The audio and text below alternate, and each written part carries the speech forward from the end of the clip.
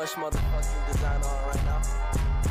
Break it down, bring it back, make it clap. I got 3 old thoughts, move out, wear that thing. Bitches on my line, and you know they come strapped. Hold up, what it not, 45, scope it down.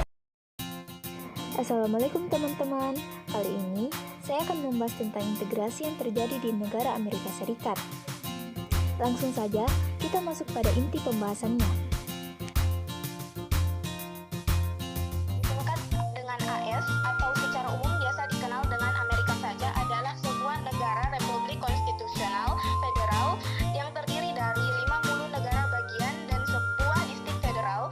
Negara ini terletak di bagian tengah Amerika Utara yang menjadi lokasi 48 negara bagian yang saling bersebelahan, dan distrik ibu kota Washington City.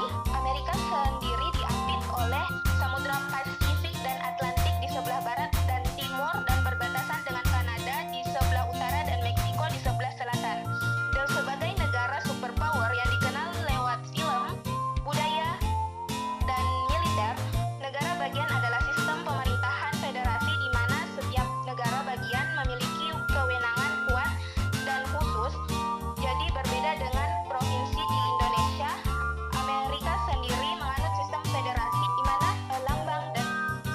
lambang berbeda, kabinet dan parlemen sendiri, sehingga pemerintah negara bagian atau negara di Indonesia biasanya disebut dengan provinsi tidak memiliki ikatan kuat. Dan pemerintah pusat di Amerika Serikat hanya mengurusi hal-hal bersifat nasional saja seperti fiskal, pertahanan, dan perekonomian. Selebihnya adalah sistem bagian atau sistem negara bagian.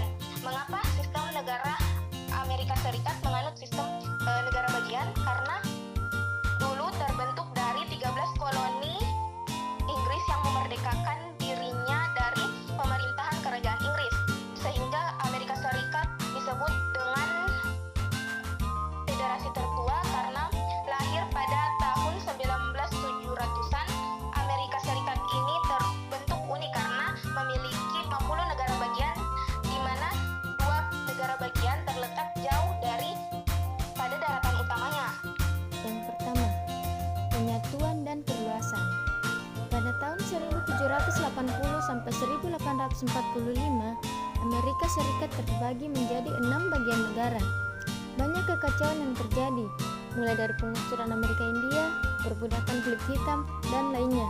Tapi sekretariat dan end of the Kivil War William mengatakan kita harus menyatu dan memulai perluasan daerah yang bertujuan untuk memperkaya kita semua.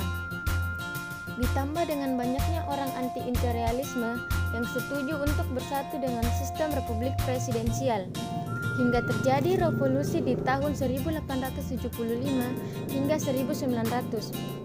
Indeks ekonomi Amerika Serikat meningkat dari segi pertanian dan industri. Namun sempat terjadi kerusuhan pendudukan dan yang kedua, tidak terlibat pada Perang Dunia Kedua, karena umumnya penduduk Amerika Serikat bukan penduduk asli, tetapi imigran dari Kanada, Irlandia, dan banyak lainnya. Dan mereka banyak yang menolak untuk berperang, karena banyak negara yang ekonominya anjlok jika mengikuti perang di awal-awal. Amerika Serikat tidak ikut perang secara langsung, namun meminjamkan dana untuk negara yang berperang. Ketika sudah berada di ujung tanduk, Amerika Serikat baru ikut berperang dengan alasan untuk memperluas kekuasaannya.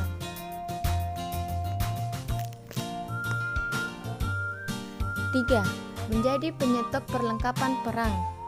Amerika Serikat memperjualbelikan senjata pada pihak yang berperang tanpa persetujuan dari Kongres. Hal itu membuat Amerika Serikat menjadi kaya dan membuat miskin negara lain. 4. Memperlawangkan diri. Amerika Serikat mengatakan bahwa dia ingin menguatkan dengan membangun badan anti-terorisme. Seperti pada cuplikannya, singkatnya begini, dia memanfaatkan situasi dengan meminjamkan uang dan bergantung padanya dan menciptakan kericuhan secara tersendiri. 5. Visi dan ambisi. Pemerintah Amerika Serikat yang memiliki banyak lika-liku, entah dari mana mereka memiliki visi dan ambisi yang tertulis dalam dolar mereka, yaitu tuntutan dunia baru. Sekarang Amerika Serikat menjadi negara yang kaya dan banyak negara yang terlibat hutang dengannya. Banyak yang sudah tahu bahwa benua Amerika, misalnya benua tersebut terbagi menjadi dua, yaitu Amerika Utara dan Amerika Selatan. Tapi mungkin saja kebanyakan di antara kalian belum mengenal atau mengetahui fakta-fakta yang akan sebentar lagi saya akan jelaskan kepada kalian. Namun sebelumnya, fakta yang akan kita bahas bukan benua Amerika secara menyeluruh, melainkan yang ada di berusia 1-1,5 miliar tahun. Salah satu hal menarik dari Amerika Utara yang paling luar biasa menyangkut berapa umur tanah tersebut, ia W.D. Dazzle dalam The Organization of American States, Eden Epizoid and the Breakout of Low Tension, tahun 1992 mengungkapkan, jantung biologis dari daratan Amerika Utara terdapat keraton kuno bernama Laurentia, yang membentuk inti geologi benua tersebut terbentuk 1 atau 1, miliar tahun yang lalu. Selama periode Proterozoikum, lebih jauh selama beberapa era geologi Amerika Utara, bergabung dengan benua lain termasuk Bania kuno dan Eurasia.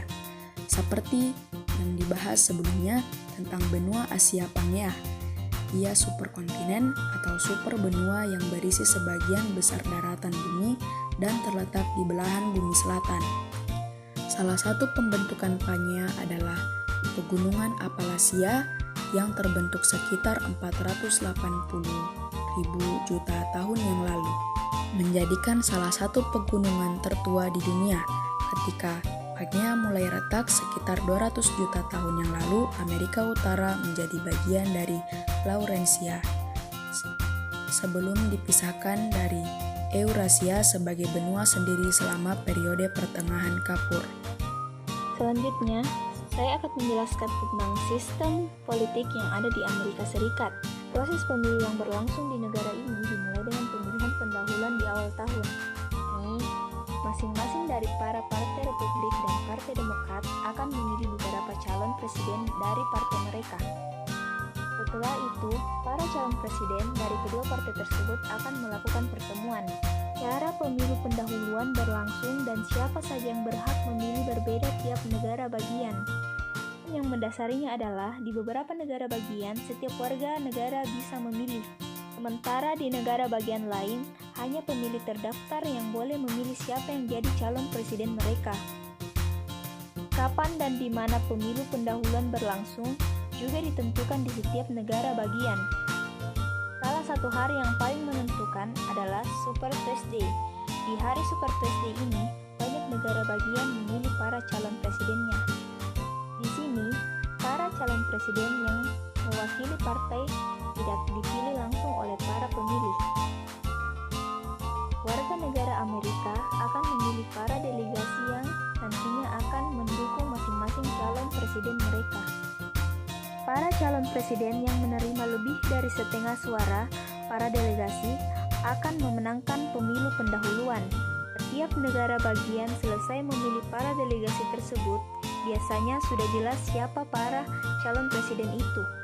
Namun, secara resmi, para delegasi yang terpilih hanya memilih para calon presiden di konvensi nasional partai atau National Convention. Break it down, bring it back, make it clap.